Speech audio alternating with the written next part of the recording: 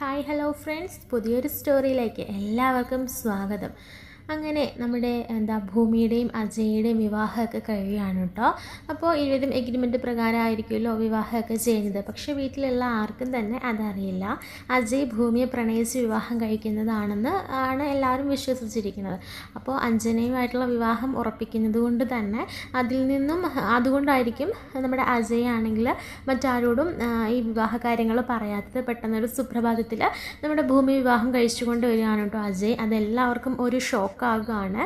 ആദ്യമൊക്കെ മുത്തശ്ശിക്കും അതുപോലെ തന്നെ അജയുടെ അച്ഛനും അമ്മയ്ക്കൊക്കെ നമ്മുടെ ഭൂമിയുടെ ഒരു നീരസം കാണും. കാരണം പെട്ടെന്ന് അവരെല്ലാം തീരുമാനിച്ചുറപ്പിച്ചതായിരിക്കുമല്ലോ അഞ്ജനയുമായിട്ടുള്ള വിവാഹം. അപ്പോൾ അതിൽ നിന്നും മാറി ഭൂമി വിവാഹം കഴിച്ചുകൊണ്ട് വന്നതുകൊണ്ട് തന്നെ എല്ലാവർക്കും ഒരു നീരസം ഉണ്ടായിരിക്കും കേട്ടോ. എങ്കിൽ ആ നീരസമൊക്കെ ഭൂമിയാണെങ്കിൽ പതിയെ മാറ്റിയെടുക്കുന്നുണ്ട്. ഭൂമിയുടെ ആ ഒരു സ്വഭാവശുദ്ധിയും എല്ലാവരോടും ഉള്ളൊരു പെരുമാറ്റവും ഒക്കെ കൊണ്ട് തന്നെ എല്ലാവരും ഭൂമിയെ കൈവെള്ളയിൽ കൊണ്ട് നടക്കാൻ കേട്ടോ. മുന്നേ തന്നെ ഭൂമി എല്ലാവർക്കും ഇഷ്ടമായിരിക്കും. പക്ഷേ അജയ് വിവാഹം കഴിക്കുന്നതോടെ പെട്ടെന്ന് എല്ലാവരുടെയും ഒരു സമ്മതപ്രകാരം അല്ലല്ലോ, അതിൻ്റെ ഒരു ചെറിയൊരു നീരസം ഉണ്ടായിരിക്കും. പക്ഷേ ഭൂമിയുടെ ഒരു പെരുമാറ്റത്തിലും ഭൂമിയോടുള്ള അവരുടെയൊക്കെ ഒരു സ്നേഹം കൊണ്ട് അതെല്ലാം മാറും. അങ്ങനെ ഭൂമി കിച്ചണിലൊക്കെ കയറിയിട്ട് അതിരാവിലെ തന്നെ എണീറ്റ് കുളിയൊക്കെ കഴിഞ്ഞ് പൂജാമുറിയിൽ കയറി പ്രാർത്ഥിച്ച് എല്ലാവർക്കുള്ള ഫുഡൊക്കെ ഒറ്റയ്ക്ക് തന്നെ ഉണ്ടാക്കും കേട്ടോ. അതൊക്കെ മുത്തശ്ശിക്കും അതുപോലെ തന്നെ ആ വീട്ടിലുള്ള എല്ലാവർക്കും വളരെ അഭിമാനവും ഭൂമിയെക്കുറിച്ച് ഓർത്ത് വളരെ സന്തോഷമായിരിക്കും കേട്ടോ. അപ്പോൾ ഭൂമി എല്ലാവരും സ്നേഹിക്കുന്നത് കാണുമ്പോൾ അജയ്ക്കും ഒരു ചെറിയ കുശുമ്പൊക്കെ ഉണ്ടായിരിക്കും കേട്ടോ. നേരത്തെ എന്ന് പറയുമ്പോൾ അജയിനെ എല്ലാവരും ഇങ്ങനെ കെയർ ചെയ്യും ഒക്കെ ചെയ്യായിരുന്നു. ഇപ്പോൾ ഭൂമി വന്നതോടുകൂടി എല്ലാവരും പ്രയോറിറ്റി ഭൂമിക്ക് കൊടുക്കുമ്പോൾ അജയ്ക്ക് ചെറിയൊരു കുശുമ്പൊക്കെ തോന്നുന്നുണ്ട് കേട്ടോ. അങ്ങനെ അജയ് ഇങ്ങനെ ചോദിക്കുന്നുണ്ട് ഭൂമിയോട്, വന്ന് കയറി ഒരു മാസമായില്ല, അതിന് മുൻപ് നീ എല്ലാവരും കയ്യിലെടുത്തല്ലോ, ഇതൊക്കെ എന്ത് തന്ത്രമാണോ എന്നൊക്കെ ചോദിക്കുമ്പോൾ ഭൂമി പറയുന്നുണ്ട്, അതെ, ഒരു തന്ത്രമല്ല, അതൊക്കെ ഓരോരുത്തരുടെ മിടുക്കാണ്. ഇയാളെ പോലെ ഇങ്ങനെ മനസ്സിൽ കരിങ്കല്ലും വെച്ചുകൊണ്ടല്ല എല്ലാവരും നടക്കുന്നത്, എന്നെ പോലെ വേണം എന്നൊക്കെ ഇങ്ങനെ പറഞ്ഞ് രണ്ടുപേരും ചെറിയ തമാശകളൊക്കെ പറയുന്നുണ്ട് കേട്ടോ. ഇതേ സമയത്ത് ഭൂമിയെ ഇങ്ങനെ എല്ലാവരും ചേർത്ത് പിടിക്കുന്നതും തലയിൽ കൊണ്ട് നടക്കുന്നതും ഒക്കെ കാണുമ്പോൾ നമ്മുടെ ഭവാനിക്കും അതുപോലെ തന്നെ അഞ്ജനയ്ക്കും അത്രയ്ക്ക് അങ്ങോട്ട് പിടിക്കണില്ലേ. അഞ്ജനേനെ കൊണ്ട് വിവാഹം കഴിപ്പിക്കാൻ വേണ്ടി പഠിച്ച പണി 18 പയറ്റിയതാണ് നമ്മുടെ ഭവാനി. 23 വർഷങ്ങൾക്ക് മുൻപ് ആ ഒരു ബന്ധം തന്നെ വിച്ഛേദിക്കാൻ കാരണം ഭാവിയെക്കുറിച്ച് ഉള്ള ഭവാനിയുടെ ആവലാതികൾ തന്നെയായിരുന്നു കേട്ടോ. പക്ഷേ അതെല്ലാം തകിടം മറിഞ്ഞു. അതായത് പെട്ടെന്നൊരു സുപ്രഭാതത്തിൽ ഭൂമിയെ വകവരുത്താൻ തീരുമാനിച്ചപ്പോൾ അത് നടന്നില്ല. അത് സാധകമായി എടുത്ത് ഭൂമിയെ വിവാഹം കഴിച്ചുകൊണ്ട് വന്ന അജയ്. അപ്പോൾ അതൊട്ടും തന്നെ പ്രതീക്ഷിച്ചില്ല കേട്ടോ ഭവാനി പെട്ടെന്നൊരു വിവാഹം എന്ന് പറഞ്ഞത്. അങ്ങനെ ഭവാനിയുടെ പിടിവിട്ട് നിൽക്കുകയാണ് കേട്ടോ. അപ്പോൾ ഭവാനിയാണെങ്കിൽ അഞ്ജനയ്ക്ക് വാക്കും കൊടുത്തിട്ടുണ്ടായിരിക്കും, എന്ത് വന്നാലും മോളുടെ കഴുത്തിൽ അജയ് താലി കെട്ടിയിരിക്കും, പിന്നെ വിവാഹം കഴിഞ്ഞതിന് ശേഷം സ്വരച്ചേർച്ചകളൊക്കെ അങ്ങ് മാറിക്കോളും, നീ അങ്ങ് മാറ്റിയെടുത്താൽ മതി എന്നൊക്കെ പറഞ്ഞിട്ടായിരിക്കും കേട്ടോ അഞ്ജനനെ സമാധാനിപ്പിച്ചത്. പക്ഷേ കാര്യങ്ങളെല്ലാം തകിടം മറിഞ്ഞതോടുകൂടി അഞ്ജനയും ആകെ വയലൻ്റ് ആയിരിക്കാൻ കേട്ടോ. തൻ്റെ പ്രതീക്ഷകളും വിശ്വാസവും എല്ലാം പോയി ആകെ ആ ഒരു വീട്ടിൽ ഒരു അധികപ്പറ്റായിട്ട് നിൽക്കുക എന്ന് തന്നെ പറയാം. കാരണം ഭൂമിയും അജയനും എല്ലാവരും ഇങ്ങനെ വാനോളം പുകഴ്ത്തുകയും സ്നേഹിക്കുകയും ഒക്കെ ചെയ്യുന്നത് കണ്ടിട്ട് അഞ്ജനയ്ക്ക് അത്രയ്ക്ക് അങ്ങോട്ട് പിടിക്കണില്ല കേട്ടോ. അങ്ങനെ അഞ്ജനയാണെങ്കിൽ അവിടെ ആരും അല്ലാതാവുകയാണ്. അതൊക്കെ അഞ്ജനയ്ക്ക് നമ്മുടെ ഭൂമിയോടുള്ള വൈരാഗ്യം കൂടാൻ വേണ്ടി കാരണമാകാൻ കേട്ടോ. അങ്ങനെ പല കാര്യങ്ങളും ചെയ്യുന്നുണ്ട് കേട്ടോ ഭൂമിക്കെതിരായിട്ട്. ഭൂമി ഒരുപാട് കാര്യങ്ങളിൽ ദ്രോഹിക്കുന്നൊക്കെ ഉണ്ട്. പക്ഷേ അഞ്ജനയുടെ ദേഷ്യവും കല്ലിപ്പും ഒന്നും മാറുന്നില്ല കേട്ടോ. അഞ്ജനയാണെങ്കിൽ ഭൂമിയോടുള്ള ദേഷ്യത്തോടു കൂടി തന്നെ പെരുമാറുകയാണ്. അപ്പോൾ ഇതൊക്കെ മനസ്സിലാക്കുന്ന മുത്തശ്ശി പറയുന്നുണ്ട്, നിനക്ക് അജയനെ ഇഷ്ടമായിരുന്നു കാണും, പക്ഷെ അവൻ്റെ മനസ്സിൽ ഇങ്ങനൊരു ആഗ്രഹം ഉണ്ടല്ലോ, പിന്നെ നീ തന്നെയല്ലേ ഇങ്ങനെയൊക്കെ ആവാൻ കാരണക്കാരി. നീ മര്യാദയ്ക്ക് നിന്നെങ്കിൽ അവന് നിന്നെ സ്നേഹിച്ചേനെ. പക്ഷെ നീ എന്താ കാണിച്ചത്? നാട്ടിലോട്ട് പോയി പഠിക്കാൻ പോയിട്ട് അവിടുന്ന് ഓരോ ശീലങ്ങളും പഠിച്ചുകൊണ്ടല്ലേ ഇങ്ങോട്ടേക്ക് വന്നത്. ഈ കുടുംബത്തിന് ചേരാത്ത പരിപാടികളൊക്കെ അല്ലേ നീ കാണിച്ചത്. ചിലപ്പോൾ അതുകൊണ്ടായിരിക്കും അജയ്ക്ക് നിന്നെ ഇഷ്ടപ്പെടാഞ്ഞത്. ഇനി അതൊന്നും പറഞ്ഞിട്ട് കാര്യമില്ല, കാര്യങ്ങളെല്ലാം മാറി മറിഞ്ഞു. ഇപ്പോൾ അജയ് ഒരു വിവാഹിതനാണ്, ഉടനെ തന്നെ അവനൊരു കുട്ടി ഉണ്ടാകും. അപ്പോൾ അതൊക്കെ നമ്മളും ചിന്തിക്കണം. ഇനി നിനക്ക് മറ്റൊരു വിവാഹം ഉണ്ടാവും, നിനക്ക് നല്ലൊരു ജീവിതം ഉണ്ടാകും. ഇനി ഈ വൈരാഗ്യവും ദേഷ്യമൊന്നും വെച്ചുകൊണ്ടിരുന്നിട്ട് കാര്യമില്ല മോളെ എന്നൊക്കെ പറയുമ്പോൾ മുത്തശ്ശിയോട് പറയുന്നുണ്ട്, വേണ്ട, ആരും എന്നെ ആശ്വസിപ്പിക്കേണ്ട, ഇപ്പം എല്ലാവരും കൂടെ തലയിൽ കയറ്റി വെച്ചിരിക്കുകയല്ല അവളെ. എനിക്ക് അച്ഛൻ മാത്രമേ ഉള്ളൂ ഇല്ലാത്തതെന്നാണ് ഞാൻ വിചാരിച്ചിരുന്നത്, പക്ഷേ എനിക്ക് ആരും ഇല്ലയെന്ന് എനിക്കിപ്പോൾ മനസ്സിലായി. എൻ്റെ ആഗ്രഹവും ഇഷ്ടവും ഒന്നും ആർക്കും ഒരു വിലയില്ലല്ലോ ആരും അതൊന്നും കാര്യമാക്കിയില്ലല്ലോ, എല്ലാവരും എന്നെ അനാഥയെ പോലെയല്ലേ കണ്ടേക്കുന്നത്, അതെനിക്കിപ്പോൾ മനസ്സിലായി എന്നൊക്കെ പറഞ്ഞ് കുറച്ച് സെൻറ്റിമെൻ്റൽ ഡയലോഗൊക്കെ വെച്ച് കാച്ചുന്നുണ്ട് കേട്ടോ. ഇതൊക്കെ കേട്ട് മുത്തശ്ശിക്കും ആകെ സങ്കടമാകാണ്. എത്രയെന്ന് പറഞ്ഞാലും തൻ്റെ പേരക്കുട്ടിയല്ലേ. അപ്പോൾ ഇങ്ങനെ അഞ്ജന ഇങ്ങനെയൊക്കെ പറഞ്ഞത് കേട്ട് മുത്തശ്ശിക്ക് ഒരുപാട് സങ്കടമാകുകയാണ് കേട്ടോ. മുത്തശ്ശിക്കും എന്നിട്ട് അഞ്ജനയെ ആശ്വസിപ്പിക്കാനൊക്കെ ഇങ്ങനെ ശ്രമിക്കുമ്പോഴത്തേനും വേണ്ട, എനിക്ക് ആരും വേണ്ട, നോക്കിക്കോ ഒരു ദിവസം ഒരു സുപ്രഭാതത്തിലെ പെട്ടെന്ന് എല്ലാവരും ഒരു വാർത്ത കേൾക്കും, അന്നേ എന്നെ നിങ്ങൾ മനസ്സിലാക്കുകയുള്ളൂ എന്ന് പറഞ്ഞിട്ട് അങ്ങനെ പോകുകയാണ് കേട്ടോ. അപ്പോൾ ഇതൊക്കെ മുത്തശ്ശിയുടെ മനസ്സിൽ ഇങ്ങനെ കടന്ന് തീനാളം പോലെ കത്തുകയാണ്. മുത്തശ്ശിയുടെ മനസ്സിലിങ്ങനെ പേടിയാകാണ്, ഇനി അഞ്ജന എന്തെങ്കിലും കടുങ്കൈ ചെയ്യുമോ എന്നൊക്കെ ഓർത്തൊരു ഭയം മുത്തശ്ശിയുടെ ഉള്ളിൽ ഉണ്ടായിരിക്കും കേട്ടോ. ഇതേ സമയത്ത് നമ്മുടെ അഞ്ജനയും അതുപോലെ തന്നെ ഭവാനിയും ഒക്കെ വിശ്വസിക്കുന്നത് അജയും അതുപോലെ തന്നെ ഭൂമിയും പവിത്രമായ ഒരു ദാമ്പത്യ ജീവിതമാണ് നയിക്കുന്നതെന്നും അതുപോലെ തന്നെ പരസ്പരം നല്ല സ്നേഹവും ഒക്കെയാണെന്നൊക്കെയാണ് വിശ്വസിച്ചിരിക്കുന്നത്. കാരണം പുറമെ അവരങ്ങനെയാണ് പെരുമാറുന്നത്. ഒരു റൂമിൽ ചെല്ലുമ്പോഴത്തേക്കിനും രണ്ടും രണ്ട് ധ്രുവത്തിലാണെങ്കിലും പുറമെ നല്ല സ്നേഹനിധിയായ ദമ്പതിമാരായിരിക്കും കേട്ടോ. അങ്ങനെ എല്ലാവരും വെച്ച് പോകുന്ന ദമ്പതിമാരായിട്ടായിരിക്കും കേട്ടോ രണ്ടുപേരുടെയും അഭിനയമൊക്കെ. ഭക്ഷണമൊക്കെ വിളമ്പി കൊടുക്കുകയും അങ്ങനെ എല്ലാ കാര്യങ്ങളും മനസ്സറിഞ്ഞ് ചെയ്യുകയും അങ്ങനെ നല്ല എല്ലാവരും കണ്ടിരിക്കേണ്ട ഒരു ദമ്പതിമാരായിട്ടായിരിക്കും കേട്ടോ ഇവരുടെ പെർഫോമൻസ് എന്ന് പറയുന്നത്. അപ്പോൾ അതൊക്കെ കണ്ടിട്ട് നമ്മുടെ ഭവാനിക്ക് അങ്ങ് പിടിക്കണില്ലല്ലോ. ഭവാനി എന്നിട്ട് പറയുന്നുണ്ട്, ഇതൊന്നും അധിക കാലം പോകില്ല, നോക്കിക്കോ എന്ന് പറഞ്ഞിട്ട് അഞ്ജനയോട് പറയാണ്, മോളെ ഇപ്പോഴും വൈകിട്ടൊന്നുമില്ല, ഒരു കുഞ്ഞുണ്ടാകുന്നത് വരെയുള്ളൂ ഇതൊക്കെ, അതുണ്ടാവുന്നതിന് മുൻപ് തന്നെ കാര്യങ്ങൾക്കൊരു തീരുമാനമാകണം.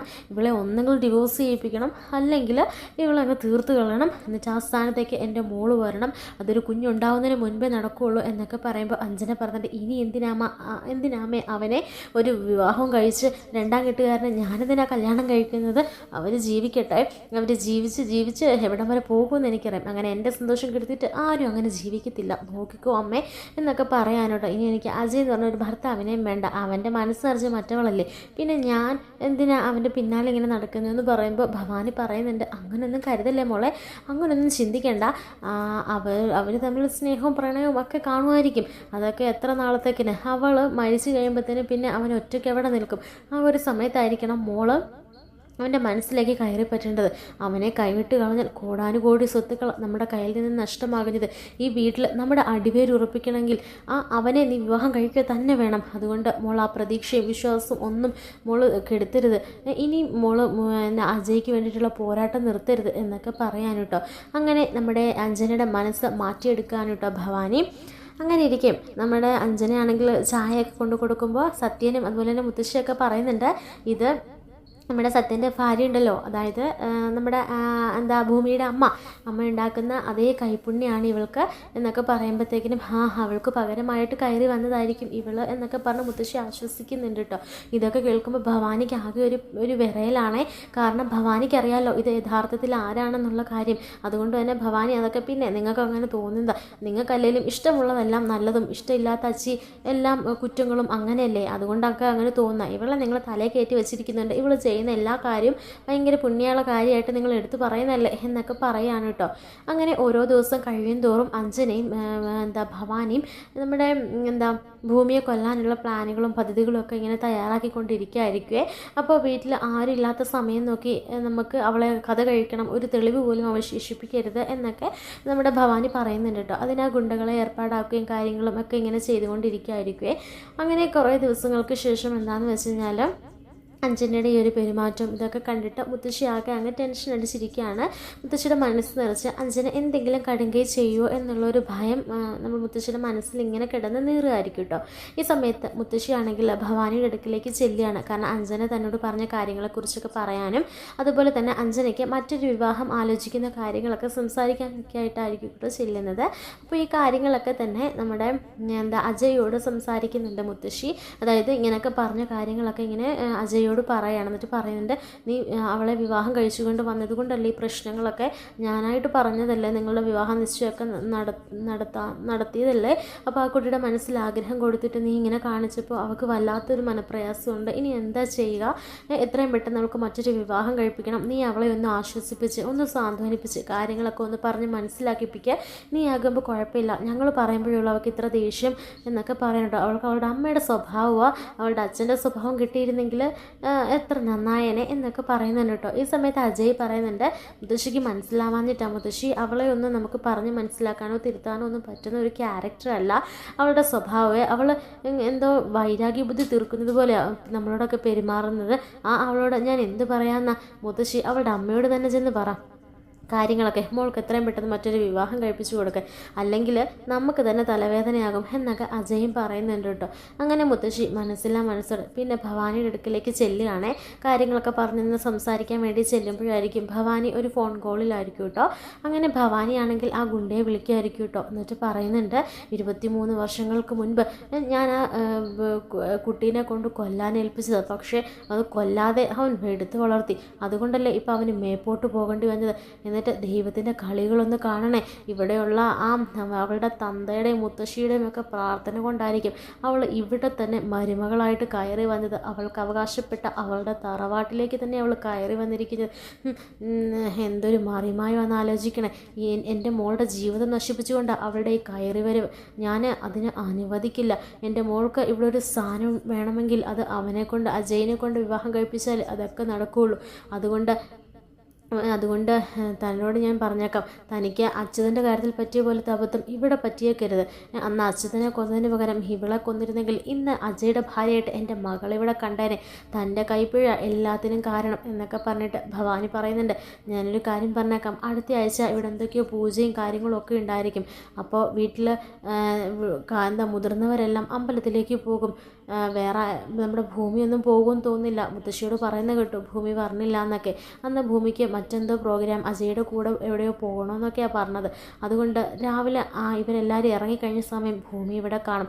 ആ സമയത്ത് ആരും അറിയാതെ നീ ഇവിടെ വന്ന് കാര്യം തീർത്തിട്ട് പോയിക്കോണം, ഒരു തെളിവുകൾ പോലും അവശേഷിപ്പിക്കരുത് എന്നൊക്കെ പറഞ്ഞിട്ട് ഭവാനി ഭൂമിയെ കൊല്ലാനുള്ള ഏർപ്പാടുകൾ പറയുന്നത് കേട്ട് ഞെട്ടിത്തരിച്ച് നിൽക്കുകയാണ് കേട്ടോ മുത്തശ്ശി. അങ്ങനെ മുത്തശ്ശിയാണെങ്കിൽ ഭവാനി എന്ന് അലറി വിളിക്കുകയാണ്. ഇത് കേട്ട് ഞെട്ടിത്തെറിച്ച് തിരിഞ്ഞു നോക്കുമ്പോൾ മുത്തശ്ശി അവിടെ കാണുന്നു. എല്ലാ സത്യങ്ങളും ആ മുത്തശ്ശി അറിഞ്ഞു എന്ന് മനസ്സിലാക്കുന്ന ഭവാനി വിറങ്ങലിച്ചു പോകുകയാണ് കേട്ടോ. കയ്യിലുള്ള ഫോണൊക്കെ താഴെ പോയിട്ടുണ്ടായിരിക്കുവേ. എന്നിട്ട് മുത്തശ്ശി എണ്ണി കാര്യങ്ങൾ ചോദിക്കുന്നുണ്ട് കേട്ടോ ഭവാനിയുടെ കരണം തീർത്ത് ഒരെണ്ണം കൊടുത്തിട്ട് കഴുത്തിന് പിടിച്ചിട്ടായിരിക്കും മുത്തശ്ശി സർവ്വ ആരോഗ്യവും എടുത്ത് കാര്യങ്ങളൊക്കെ ചോദിക്കുന്നത്. എന്നിട്ട് പറയുന്നുണ്ട്, ഈ കുടുംബത്തിൻ്റെ കാലനായിട്ടാണ് നീ കയറി വന്നിരിക്കുന്നതല്ലേ, ഈ കുടുംബത്തിൻ്റെ അടിവേരെ ഇറക്കിക്കൊണ്ടിരിക്കുന്നത് നീയാണല്ലേ എന്ന് പറഞ്ഞിട്ട് മുത്തശ്ശി മണി പോലെ കാര്യങ്ങളൊക്കെ പറയിപ്പിക്കാനിട്ടോ ഭവാനിയെ കൊണ്ട്. അങ്ങനെ ഭവാനി കാര്യങ്ങളൊക്കെ മുത്തശ്ശിക്ക് മുമ്പ് പറയണം. എന്നിട്ട് മുത്തശ്ശി പറഞ്ഞിട്ട് ഈ കാര്യങ്ങളൊക്കെ ഇപ്പം തന്നെ ഞാൻ എല്ലാവരെയും അറിയിക്കും. എന്നിട്ട് ആ നിമിഷം നീയും നിൻ്റെ മകളും ഇവിടുന്ന് പാടി ഇറങ്ങിക്കോണം എന്ന് പറയാനിട്ടോ. അത് കേൾക്കുമ്പോൾ ഭവാനിക്ക് എന്ത് ചെയ്യണം ഏത് ചെയ്യണമെന്നറിയാതെ അങ്ങനെ നിൽക്കുകയാണേ. താൻ ഇത്രയും നാളും ചെയ്തു കൂട്ടിയതെല്ലാം ഒരു നിമിഷത്തിൽ എന്താ പാഴായി പോകുമെന്ന് മനസ്സിലാക്കുന്ന ഭവാനി മുത്തശ്ശിയെ പിടിച്ച് അങ്ങനെ ഒരു തള്ളുകാനും കേട്ടോ. അങ്ങനെ മുത്തശ്ശിയുടെ തല ചെന്ന് ടേബിളിൽ ഇടിച്ച് മുത്തശ്ശി അവിടെ മയക്കം പൂണ്ട് വീഴുകയാണേ.